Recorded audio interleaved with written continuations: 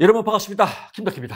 자, 이번 시간은요, 노동시장의 구조, 노동시장과 관련된 파트 1단이 마지막 단원입니다. 이번 시간 이제 끝내고요. 다음 시간에 이제 임금 넘어갑니다. 임금, 그 다음에 실업, 그 다음에 노사관계 이론 아주 쉽습니다. 그래서 어려운 파트들 이제 다 끝나고요. 물론 여기도 쉽습니다. 쉬운 반면에 굉장히 중요한 파트입니다. 1차, 2차 시험이 제일 많이 나오는 곳이거든요. 완전 경쟁시장 여러분 기억나실 겁니다. 아담 스미스, 그래서 미리 설명을 드렸습니다. 아담 스미스 자유경쟁시장, 완전 경쟁시장 알아서 내비둬라, 보이지 않는 손이다. 그러려면 시장 상황은 똑같다.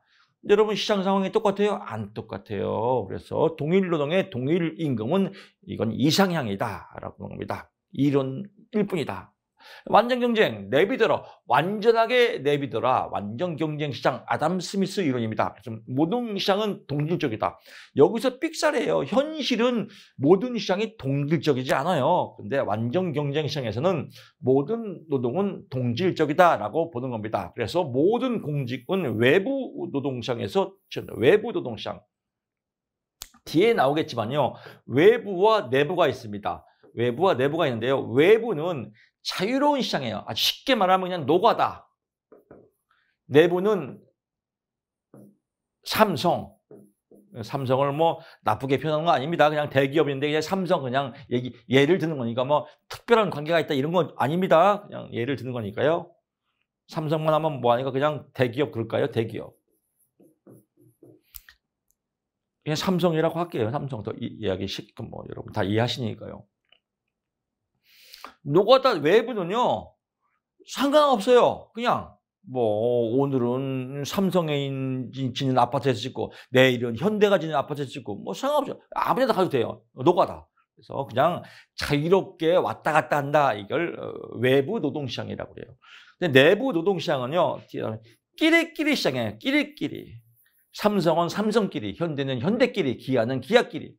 제가 기아 자동차 배드민턴 스포츠센터 가는데 거기서는 삼성차 끌고 가면 못 들어가요. 앞에서 못 들어가게 해요. 삼성차는요. 그렇게 내부 끼리끼리 한단 말이에요. 그래서 이 끼리끼리 시장을 내부다. 근데 완전 경쟁은 완전하게 내비더라. 자유롭다. 그래서 자유경쟁 시장이래요. 자유경쟁 시장이니까 외부 시장에서 통한다. 마음대로 왔다리 갔다리 한다라고 합니다. 모든 직무의 공석은 외부 시장을 통해서 이룬다. 이게 뭐예요? 완전 경쟁 노동시장이다. 시험에 있긴 합니다. 완전 경쟁 노동시장은 모든 공석은 내부 시장에서 채용한다. 웃기지 마라. 외부 시장이다. 라고 보시면 될 것 같습니다. 불안정 경쟁 시장. 그래서 불안정 경쟁 시장은 아담 스미스가 주장한 건 완전 경쟁이죠. 완전 경쟁의 반대는 뭐예요? 불안정 경쟁이에요. 타치를 하는 거예요. 정부에서 타치를 하든 시장에서 타치를 하든. 그래서 시장에 대한 지식 부족, 뭐 불확실성, 독점 구매 뭐 이런 것 때문에 그런데 뭐 이건 시험에 안 나와요. 어떤 사람 괜히 적었네. 적지 마세요. 제발 좀 그냥 즐기세요. 분단 노동시장 이게 시험에 잘 나옵니다. 또 적으려고 또 준비하는 분도 계실 텐데 그냥 즐기세요. 분단 노동시장은요. 시장이 분단되었다. 아까 얘기했죠. 그래서 어떻게 분단되었냐면요. 내부와 외부로 분단되었다라고.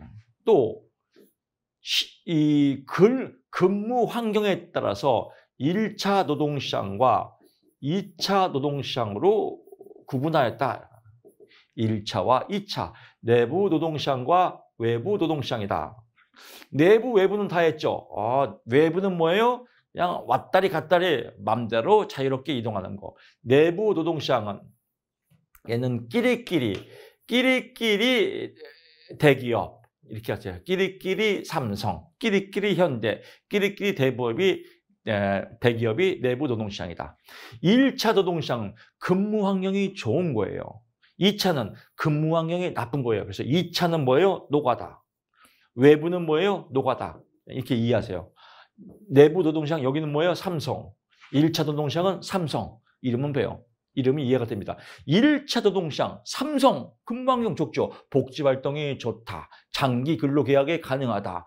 뭐 후생 복지가 좋다.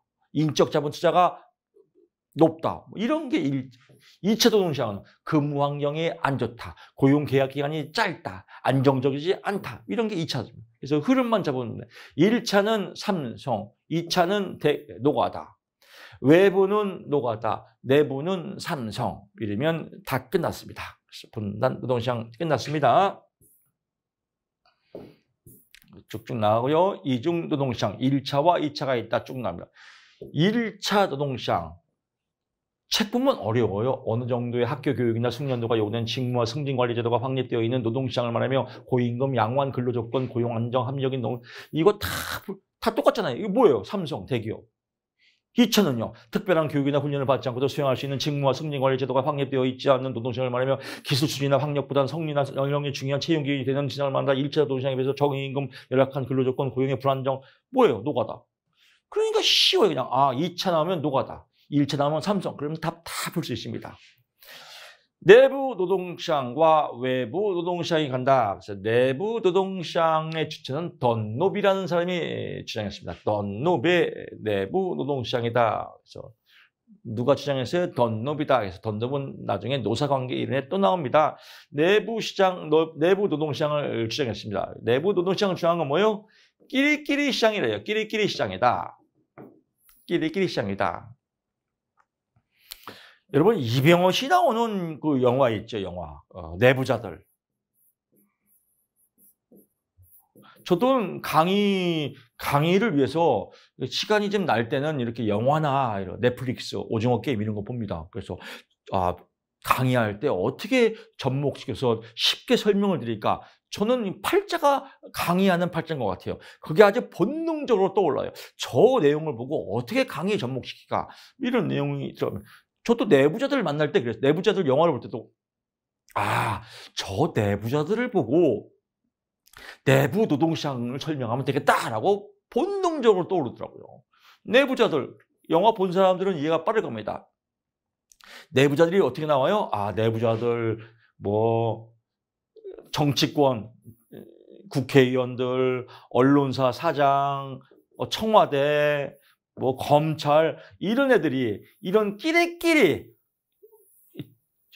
특수충들, 특수한 기술력이 있는, 특수한 능력이 있는, 특수한 백이 있는 이것들이 내부자들이 끼리끼리 헤쳐먹는 게 내부자들 아니에요.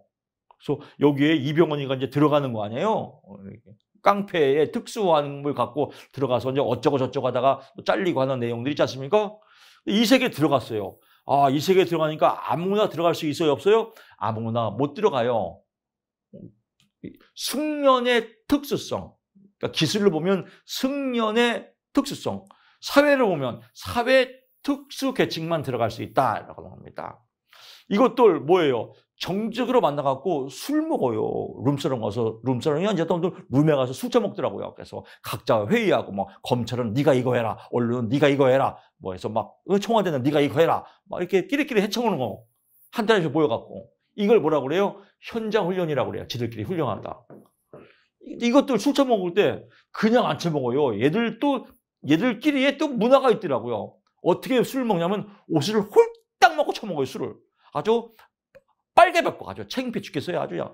그게 얘들 의리래요. 그래서 아주 빠지도 다니고 홀딱 벗고 술 먹어요.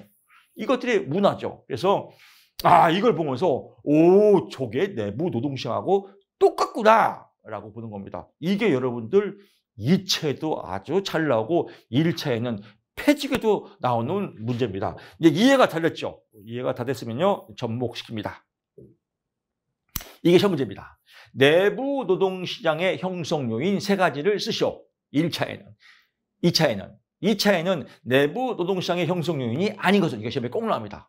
숙련의 특수성, 기능의 특수성, 뭔가 기업 고유의 기록이나 문서로 전수가 불가능한 기업 내부의 노동력, 즉 기술력, 삼성 반도체의 기술력, 이런 기술력, 노하우가 있어야만이 내부 노동시장, 끼리끼리 시장이 형성되는구나. 숙련의 특수성. 영화 내부자들로 말하면 뭐예요? 특수층이 돼야 된다라고 하고요. 현장 훈련, 문서화되지 않는 실제 현장에서 담당자만이 아는 노하우. 여기서는 기술력이지만 여기는 이제 노하우 더 세분화됐어요. 노하우. 전임자가 후임자에게 생산 과정을 통해서 전수하게 되는 거. 전임자가 후임자에게 생산 공력을 알려주는 거죠. 이렇게요. 멘토가 돼갖고요. 그래서 기술을 전수하는 거. 기술력, 특수한 기술력이고요. 여기는 현장으로는 기술력을 전달하는 겁니다. 이런 게 있어야 내부 노동시장이 형성된다. 또 기업 내 관습, 위계적 직무 서열, 관습과 문화 뭐 이런 것들이다. 그래서 아까 영화처럼 뭐예요? 옷을 홀딱 벗고 술 처먹는다. 이런 것들. 이 세 가지입니다. 그래서 얘는 볼 필요 없습니다. 자, 이거 여러분들이 이해하시면 재밌습니다. 자, 내부 노동시장의 형성 요인 첫째가 뭐예요? 숙련의 특수성, 기술력. 두 번째, 기술력을 전달할 수 있는 현장 훈련. 세 번째, 기업 고유의 문화. 아닌 게 답이었습니다. 5점 먹고 들어갑니다. 이거 폐취계도 나옵니다. 그래서 여러분 이론서에서 제가 시험에 나옵니다라는 문제만 여러분 포인트만 잡아도요. 그냥 실수하더라도 70점이에요. 기출 보면 90점, 파이널 보면 100점. 100점 맞을까 봐 사실 좀 걱정돼요.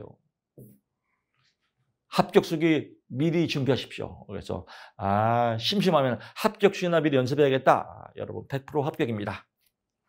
내부 노동시장의 장점, 단점 이것도 1차, 2차 공에 잘 나옵니다. 라고 하지만 글자 외우지 마세요.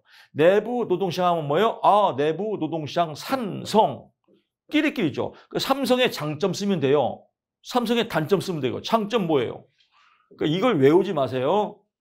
우수한 인적 자원, 기업 특수적 인적 자원, 승진 배치 전환을 통한 동기 유발의 효과가 있다. 인적 자원 확보와 동기 유발 효과, 고임금 장기 고용. 대기업이죠. 단점은요. 인력의 경직성. 한번 들어가면 안 나와요. 관리 비용 증가, 고임금이죠. 높은 노동 비용, 고임금이죠. 핵심 역량의 집중 곤란. 핵심 역량의 집중 곤란은 뭐냐면요. 반도체만 하나만 딱 이거만 한단 말이에요. 이동이 없고 이렇게.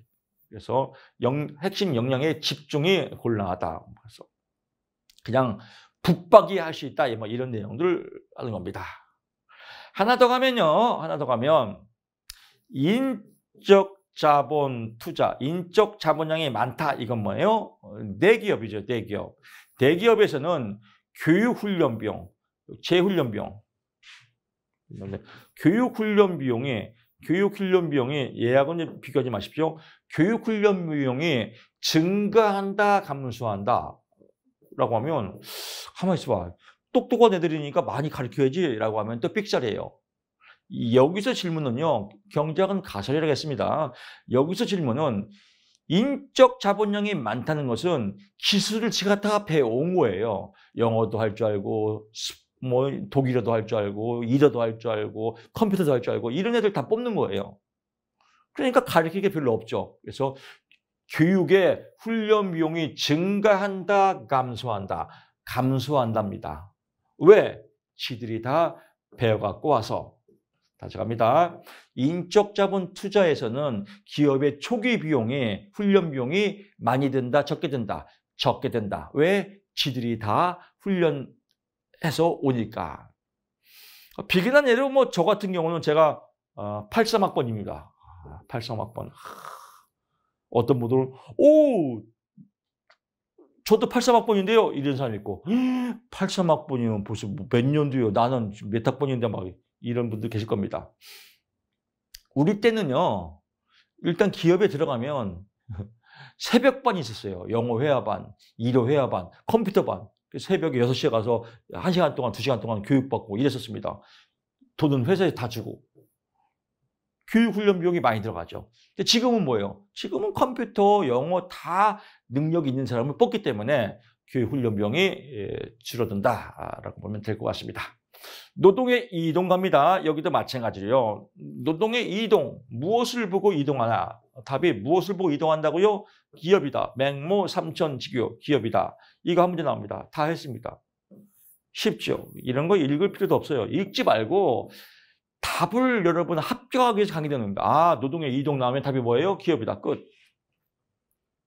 자발적 노동 이익에 따른 순수익의 현재 가치. 이것도 아주 막 골 때리네요, 문제가.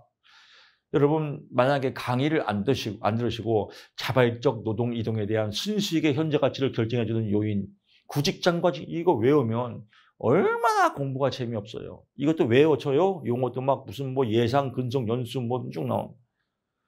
이거 겁나게 쉬워요. 이건 2차에 안 나와요. 2차에 안 나오는 건 뭐예요? 그냥 가볍게 터치만 하면 돼요. 앞면 타당도로 구별만 하면 돼요. 1차만 나와요. 여기서 자발적, 그러면 지가 스스로, 자발적이죠. 지가 이거예요. 자발적은 뭐예요? 지가. 노동 이동은 뭐예요? 직장 바꿀 때 쉽잖아요. 자발적 노동 이동은 뭐예요? 지가 스스로 직장 바꿀 때 순수익의 현재 가치, 무슨 가치를 보고 바꾸냐 이거예요. 뭘 보고 바꾸냐 이거예요. 뭘 보고. 쉽잖아요. 지가 스스로 직장을 바꿀 때 어떤 거 보고 직장 바꾸냐 이겁니다. 그러면 지금 직장과 새로운 직장 간의 수익, 누가 돈이 더 많은가, 예상 연수, 누가 어떤 걸 더 오래 뭐 기다나 쭉 나오는데 이런 것도 골치 아파요. 얘는 답만 외우세요. 그래서 이론서 빨리 보시고요. 기출로 넘어가시면 기출이 더 재밌습니다. 기출은 얘 읽으면 안 돼요. 일체에 나누는 건 얘 보면 안 돼요. 아까 내부 노동시장의 형성 요인 3가지, 이건 뭐예요? 숙련의 특수성, 현장 훈련, 관습, 이 3가지는 2차에도 나와요. 그래서 2차에도 나오는 거는 제가 예를 들어서 1차부터 각인을 시켜드리고, 그럼 2차 때 공부 편하잖아요. 이런 건 패치교도 2차 때 안 나와요. 그러면 예를 보면 안 되죠. 자발적 노동시장 인용에 따른 순수익의 현재 가치를 결정해주는 요인이 아닌 것은 이렇게 나오거든요. 그럼 예를 외우지 말고 아닌 걸 나와야죠. 그럼 아닌 건 뭐냐면요. 새로운 고용 규모의 인원, 이런 거 나와요. 그럼 이거는 새로운 채용 고용 규모. 나는 아무리 좋은 회사고 아무리 월급 많아도 나는 100명 이상 안 뽑는다. 나 그래서 그러면 안 가. 그 미친 거 아니에요? 월급이 한 달에 1억이에요.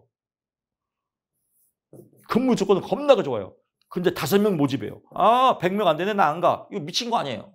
그래서 새로운 회사의 고용 규모하고는 아무 상관이 없죠. 그래서 답이 1번이에요. 새로운 회사의 고용 규모, 채용